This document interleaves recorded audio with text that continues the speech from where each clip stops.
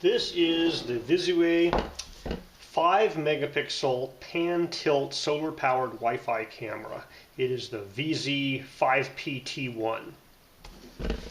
I was sent this to review for free. If you wanted to purchase it, it would cost you about $100. Alright, top of the box we have a surveillance sticker, the manual for it. So it looks pretty clear and easy to understand.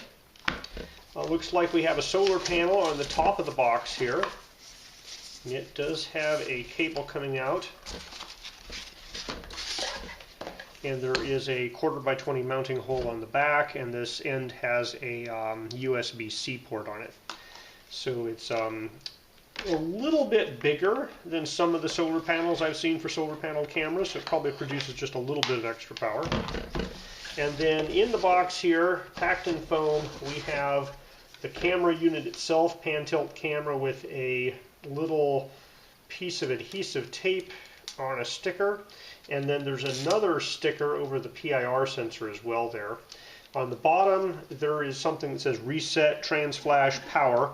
And so there's two buttons, which I'm assuming are the power button and the reset button, and a slot for a trans flash or microSD card for local storage. And this guy has some snaps back here and a thing on the top. So I'm assuming that is for all these brackets. It looks like this is kind of a post or wall mounting bracket that's probably going to slide in here.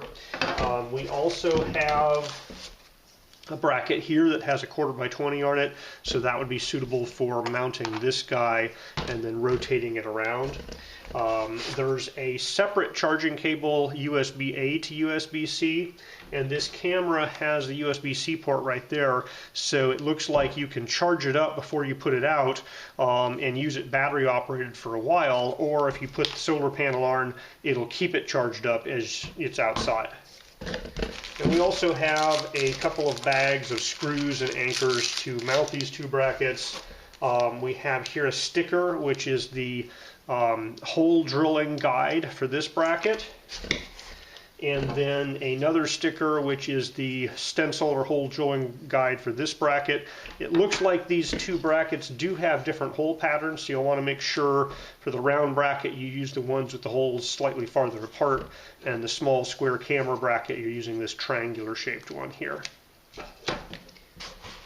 And in the box there's also a rubber plug, which looks like it goes in the center here. So if you're using this battery powered and you're just going to take it down and charge it up yourself every so often without the solar panel, you're probably supposed to put that plug in to keep water or bugs from getting in there. Alright, they recommend mounting this camera 7 to 10 feet above the ground. Apparently the PIR sensor kind of looks down up to 30 feet, and then the camera looks out farther than that. So the motion detection zone by the infrared PIR sensor is about 30 feet out. So the top of this camera thing here looks like the battery is in this top unit in here. It says built-in battery, don't pierce. So I don't see an easy way to release these clips. I'm going to snap it together now because I'll want to be able to take this off potentially in the future, and I want to see how hard it is to pull those guys off. So the only way I can see to get this camera off is to simply pull it, and it does unsnap. So it's, you can stick it on the post and you will be able to pull it back off again. So it looks like it takes enough force to pull this off that, just a bird or a squirrel climbing over this thing isn't going to knock it off. But it can come off. So if somebody grabs your camera and pulls, it's going to pop off wherever you have it mounted. Okay, they include a QR code for both a tutorial video and the app, which is called CloudEdge. It's for iOS or Android. Alright, so the app in the store here is CloudEdge. So I'm going to push this button at the top that says plus to add a device, and it has scan code or add device. I'm just going to hit scan code, and it's a QR code on the camera. So there's a QR code right there on the back, and we're going to say start scanning. And it found the code. It says, hey, here's a smart camera, and I'm going to click on that and enter configuration. Power on the device. So it told me to power on the device, so I'm going to use the power button. And so the power button, if you're looking at it this way with the slot on the bottom, is the one on the right. So I'm going to push that. Pushing and holding. A red light came on. It made a binging noise. And it's probably going to start up and do stuff now.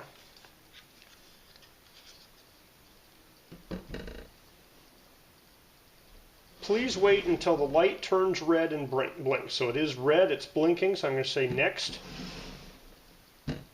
Please reset the device by holding the reset button for 5 seconds. Wait for the indicator light to flash red. Okay, so it told me to reset the device by holding the reset button for 5 seconds. So I'm going to do that. That's this one over here, that button. Okay, it went boop boop, and so now it's definitely reset. So it says, please wait until the light turns red and blinks. So we have a red light, it is blinking. So I am going to push the next button. Select a 2.4 GHz Wi-Fi network and enter your password. Okay, so now I select the 2.4 GHz Wi-Fi network and enter my password. To show a QR code, and let your device scan the code. Keep your phone 5 to 8 inches from the lens. Okay, so it said to remove the plastic from the lens, tap next to show a QR code. It put a QR code on my screen. I showed it to the camera, and the camera beeped because it read my Wi-Fi network setup from the QR code.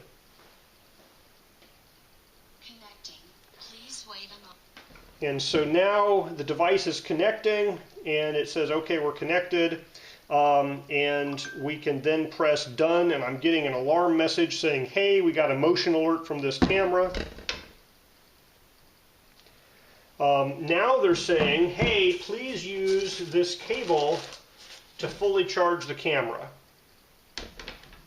And they say 5 volt 1 amp or 5 volt 2 amp power adapter to fully charge it before using it. And it only supports 5 volt cameras. Press next to enter network diagnostic. So then they say, take your camera to where you're going to install it, press next for the network diagnostic, check your signal strength, and it says my signal strength is strong, and I can hear it going through here. Alright, it wants to upgrade the firmware. So it has a firmware upgrade from 3.4.4 to 3.5.4. I say version upgrade. It's going to download the file, put it on the camera, and then upgrade the firmware. So it says the whole process takes 3 to 5 minutes. Please be patient. I believe them because it's been, 30 seconds or so, and the barcode's only a little ways across. Alright, so after I did the firmware update, I get a tip that says, find a new version. Please upgrade the firmware to the latest version to use.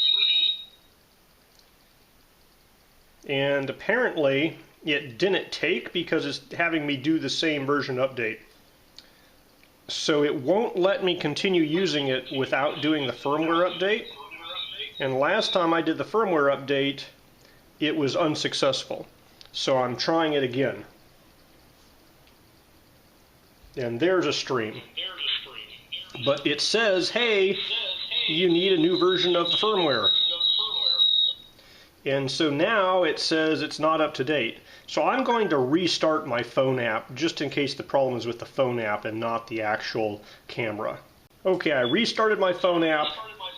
It still says there's a firmware version problem. It still says it has the old version on it, so I'm going to hit the upgrade button again. It looks like the camera is having trouble taking the upgrade.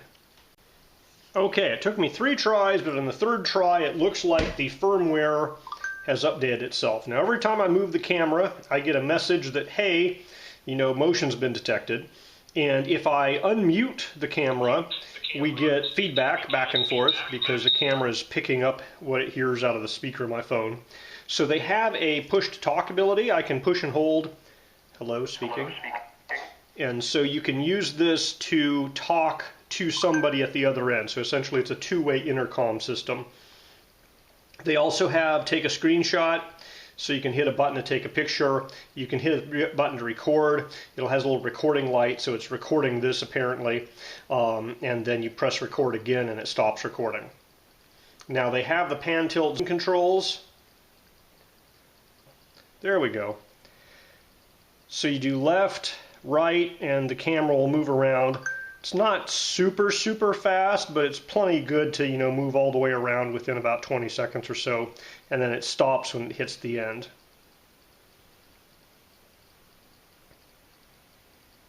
So it has 355 degrees, so basically it can go all the way around, but it stops in the back, and then you have to turn it to go the other way if you want to go to the other side on the back.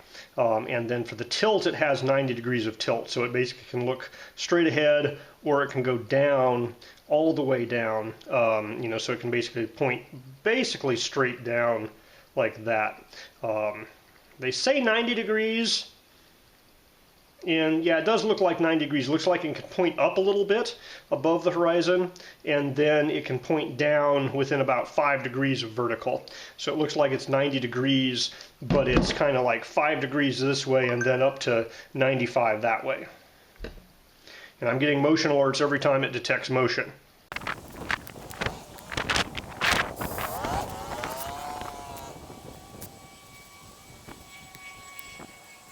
Alright, my first complaint is the screws they sent are apparently very weak, because I screwed it in and then the torque of my screwdriver ripped the head of the screw off and the thing fell off. I'm using the clutch on my screwdriver. This is 14, which is not the highest setting of my screwdriver. Yeah, there's the head of the screw just stuck in the bracket here. So yeah, it's just torqued off.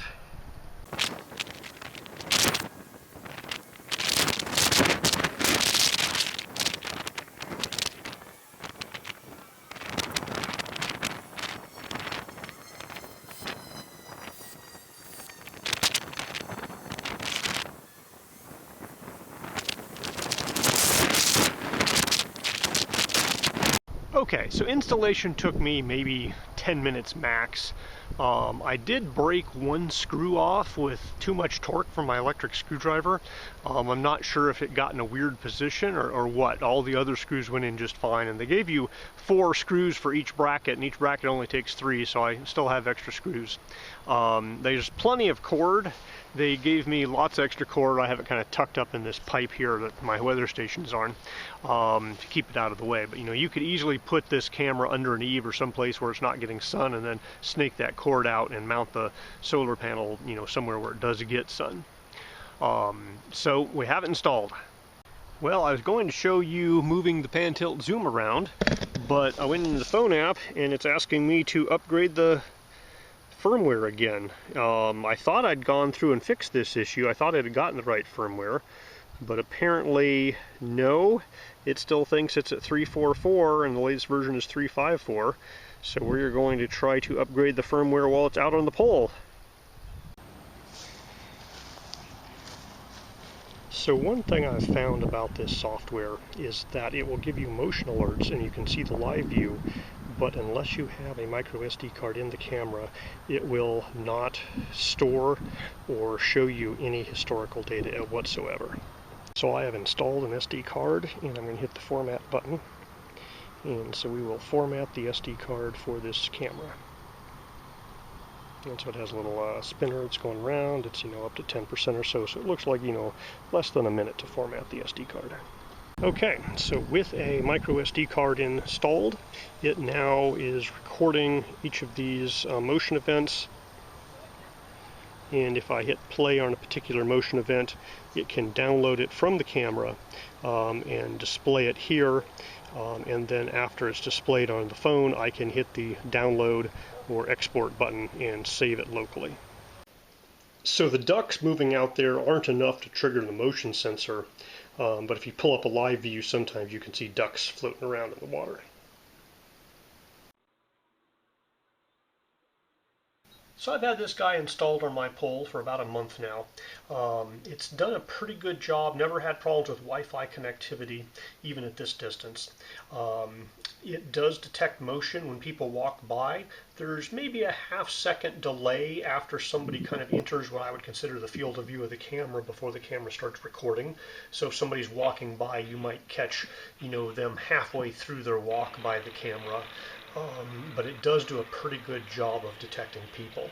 Now, every so often I'll get a false positive if like a flock of birds flies by, where it won't actually detect the flock of birds flying by, but it'll trigger and start recording immediately after they've gone through.